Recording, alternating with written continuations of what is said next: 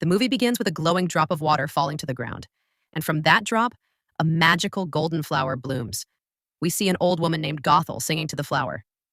As she sings, the flower glows, and Gothel becomes young once more. Centuries pass, and a great kingdom rises, ruled by a beloved king and queen.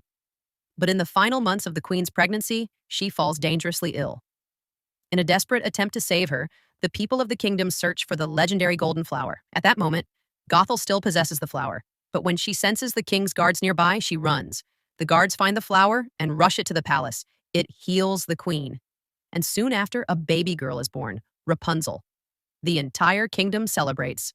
A glowing lantern rises into the sky to mark her birth. But one night, Gothel sneaks into the castle. She sings the same healing song to baby Rapunzel, and her hair begins to glow. Gothel feels her youth returning. But when she cuts a strand of the baby's hair, the magic disappears.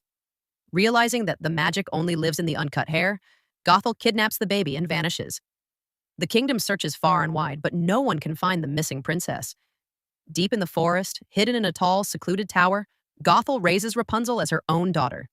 She tells her the outside world is dangerous and forbids her from ever leaving. Years go by. On each of Rapunzel's birthdays, the king and queen release thousands of lanterns into the sky, hoping their daughter will see them and come home. Rapunzel grows up curious and creative. She plays with her pet chameleon, Pascal, who encourages her to leave the tower. But she refuses, convinced the world outside is full of danger and criminals, just as her mother told her. She cleans the tower, brushes her long golden hair, reads books, paints murals on the walls, and plays games with Pascal. As her birthday approaches, she becomes more and more fascinated with the glowing lights she sees in the sky every year. She begs Gothel to let her go see them, just once. But Gothel lies, telling her they're just stars, nothing more. Deep down, Rapunzel knows that's not true. The lights feel connected to her. They appear only on her birthday. Still, she pleads, just one trip, just one chance. But Gothel refuses. She sings a twisted song meant to scare Rapunzel, warning her of the dangerous men outside who would kidnap her and exploit her magical hair. She mocks her, calling her too weak, too naive, and in the end, she forbids her from ever asking again. Gothel leaves the tower. Rapunzel is left heartbroken. Her one wish, to see the floating lights up close, feels impossible. Meanwhile, a clever thief named Flynn Ryder is up to no good. Alongside two partners, he breaks into the palace and steals the princess's crown. But Flynn betrays them, escapes with the crown, and flees alone into the forest. Back in the tower, Rapunzel lets down her hair, pulling Gothel up into the tower. Gothel, selfish and manipulative, demands Rapunzel sing to her so she can feel young again. Rapunzel obliges, and the magic works. Then she brings up her birthday and asks to leave the tower just this once. But Gothel lies again, insisting the lights are stars and nothing more. Rapunzel knows it's not true, so she tries one last time. Please let me go, just once. But Gothel becomes furious. She sings her scary song again, reminding her that the world is full of monsters, thieves, and danger. Then she demands Rapunzel never speak of it again and leaves. Left alone again, Rapunzel is devastated. All she wants is to see those lights. Elsewhere, Flynn is on the run. He's annoyed when he sees his wanted poster, especially the way they drew his nose. But suddenly, the royal guards appear. A chase begins. Flynn and his former partners flee, but he tricks them and escapes with the crown. The guards pursue him through the forest. He dodges arrows, swings on ropes, and even steals a horse, Maximus. The horse fights back, and in the struggle, the stolen crown goes flying, landing in a tree. Flynn and Maximus chase it to the edge of a cliff. At the last moment, Flynn grabs the bag, but the branch snaps, sending both of them crashing down and separating them. By pure chance, Flynn stumbles upon a hidden path and finds a tall, isolated tower. He climbs it, hoping to hide from the guards, but as soon as he enters, wham! Rapunzel knocks him out cold with a frying pan. She's terrified. She drags his unconscious body across the room, hides him, and investigates the strange object in his bag. She finds the crown, but thinks it's just a funny hat or an odd accessory. She puts it on her head, completely unaware of its true meaning. Suddenly, she hears Gothel calling. In a panic, Rapunzel hides the crown, lets down her hair, and pulls Gothel up. She wants to confess what just happened, but Gothel is cold and manipulative as always. So Rapunzel hesitates. Rapunzel sneaks out of the closet at night, ties Flynn to a chair using her hair, and has Pascal wake him up. Flynn is amazed when he sees Rapunzel's hair, and even more amazed when he sees her face and realizes she is Rapunzel. He tells her his name is Flynn Ryder, but Rapunzel is scared of him and asks who sent him and why he wants to steal her hair. Flynn takes advantage of the situation and tells her what happened to him, explaining that he found the tower by coincidence. He asks her about the crown, and she tells him she hid it in a secret place that he would never be able to find, even if he destroyed the entire tower. Rapunzel is happy because it means he didn't come to steal her hair. She offers him a deal. If he takes her to see the lights, she will return the crown to him. Flynn tells her they are not just lights. They are lanterns released every year for the lost princess. He refuses to help her because the kingdom's guards are searching for him everywhere. But Rapunzel insists and gives him the crown, telling him he won't leave with it unless he shows her the lanterns. Flynn is forced to agree. He begins climbing down the tower while Rapunzel, both nervous and excited, lowers herself with her hair. She touches the ground for the first time in her life, feeling joyful. She runs and sings, full of happiness, but Flynn notices her mixed emotions. At times, she's sad because her mother will be upset, and at other times, she's happy and doesn't want to go back to the tower. Flynn finds her crying and tells her that her mother will be very sad because she didn't listen to her. He suggests she return to the tower and give him the crown before her mother arrives. Rapunzel refuses and insists she must see the lanterns. She gets scared when a rabbit jumps out of the bushes. Flynn then gets an idea to convince her to go back. He tells her about a nice restaurant where they can eat.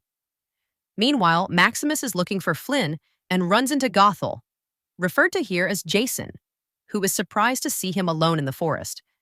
She rushes back to the tower and calls out for Rapunzel, but there is no response. She enters through a secret passage, climbs up the tower, and finds it empty. She discovers the bag with the crown and sees a picture of Flynn, realizing he's the one who took Rapunzel.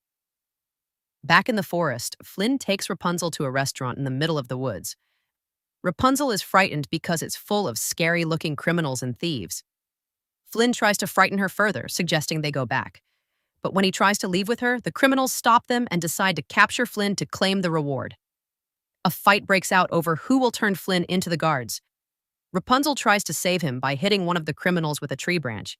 She pleads with them to let Flynn go, saying she has to see the lanterns and he's the only one who can help her. She explains that it has been her dream since she was a child and then asks them about their dreams. One of the criminals steps forward and sings that he dreams of becoming a musician. Rapunzel is amazed by his performance. One by one, the others share their dreams. They're all surprisingly sweet. They sing and dance happily. Outside, Gothel arrives at the restaurant and spies through the window, taking a picture of Rapunzel dancing and singing with the criminals. Flynn is surprised by what he sees. Then another man admits he dreams of buying an island and living alone with lots of money. Suddenly, the royal guards burst into the restaurant to arrest Flynn. He hides with Rapunzel, but the guards manage to capture two of the criminals who were helping him. One of the criminals opens a secret tunnel to help Rapunzel and Flynn escape. Maximus enters the restaurant and finds the tunnel's location.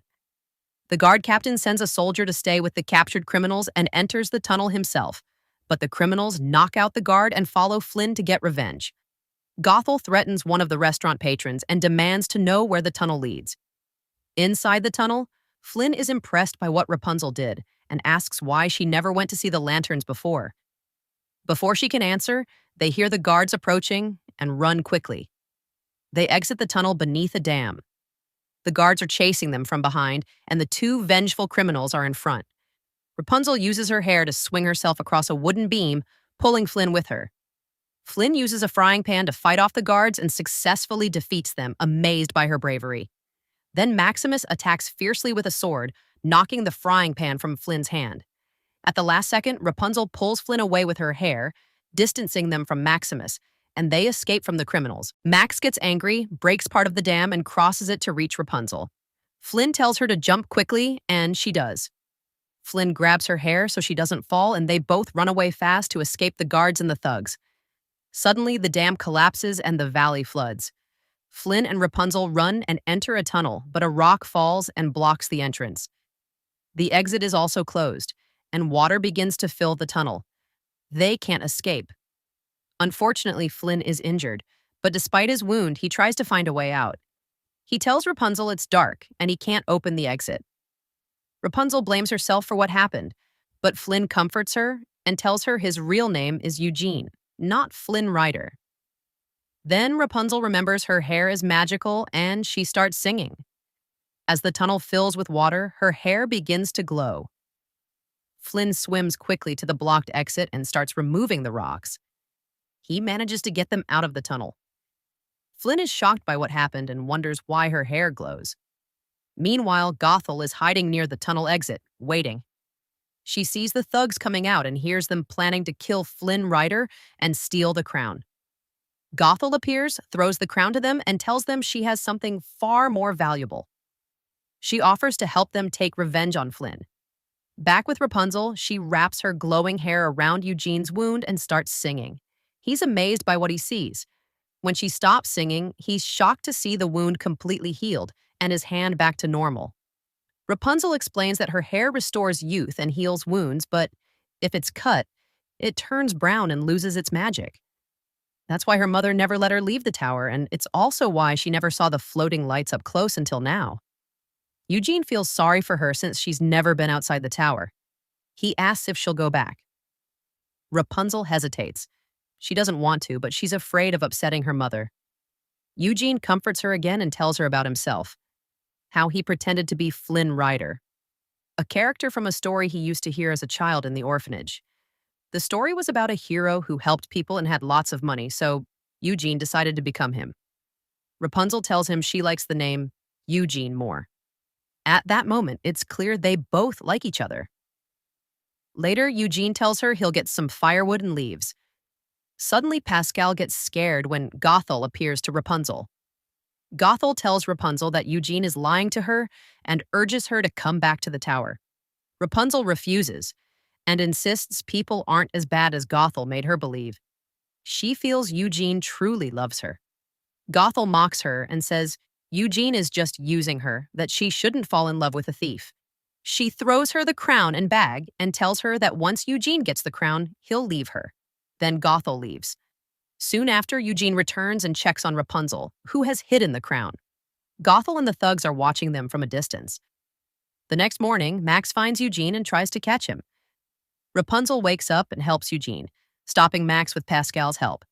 She calms Max down and treats him kindly, which makes Max very happy. She asks Max not to arrest Eugene today because it's her birthday. Both Max and Eugene agree. Then they arrive at the kingdom, and Rapunzel is amazed by everything she sees. Max and Eugene continue bickering like children, while Rapunzel struggles to walk because of her hair. Eugene helps her and asks a group of girls to assist her, and he becomes even more impressed by her. Rapunzel is fascinated when she sees a painting of the king and queen holding their daughter, the princess. She feels like she knows them. She's overjoyed when she hears music, and she starts dancing happily, making everyone around join in. Even Max pushes Eugene to dance with the crowd, encouraging him to get closer to Rapunzel. But they drift apart again. Eugene buys her a piece of fabric with a sun symbol on it and helps her paint it on the ground. They keep dancing until they come close again, but then they quickly hide from the guards. Later, Eugene takes her on a boat to show her the lanterns. He gives Max apples to keep him busy and sails with Rapunzel to a quiet spot where she can watch peacefully. Rapunzel feels nervous and tells Eugene she's dreamed of seeing the lanterns her whole life and doesn't know what to do after her dream comes true. Eugene reassures her, saying that's the best part, because now she can find a new dream to follow. Meanwhile, the king and queen, missing their daughter deeply, release the first lantern from their balcony. Then, the people of the kingdom release their lanterns. The sky fills with thousands of glowing lights. Rapunzel is overwhelmed when she sees the lanterns floating in the sky. She watches in pure joy and happiness. Rapunzel is overjoyed when she sees the lanterns Eugene brought for her. She tells him that she returned the crown because she is no longer afraid. But Eugene doesn't care about the crown. He is mesmerized by the lanterns and being with Rapunzel. He holds her hands, and they sing together happily, surrounded by lanterns floating all around. Just before Eugene confesses his love to Rapunzel, He spots the two criminals waiting for him on the shore. He says goodbye to Rapunzel and heads over with the satchel, telling her he needs to do something important and that he'll be back. When he reaches the criminals, he apologizes for what happened and tosses them the crown. But they don't let him go. They say they want the girl, not the crown, because she's far more valuable. Back with Rapunzel, she's excited to see Eugene returning, but is shocked when the criminals tell her that Eugene took the crown and ran off. They point to him on a boat sailing away. Rapunzel is heartbroken, thinking Eugene had been deceiving her all along. She tries to run from the criminals who are trying to kidnap her, and suddenly she hears the sound of a fight. When she returns, she finds her mother has defeated the criminals. Rapunzel runs into her arms, crying, and looks back at Eugene on the boat. Her mother embraces her again and says, "I told you so." Meanwhile, Eugene is unconscious and tied up in the boat holding the crown. The guards see him, arrest him, and even Max learns what's happened. The next day, Rapunzel is devastated, believing Eugene never truly loved her and was just using her. Pascal tries to comfort her. Her mother reminds her that she had warned her many times, but Rapunzel didn't listen.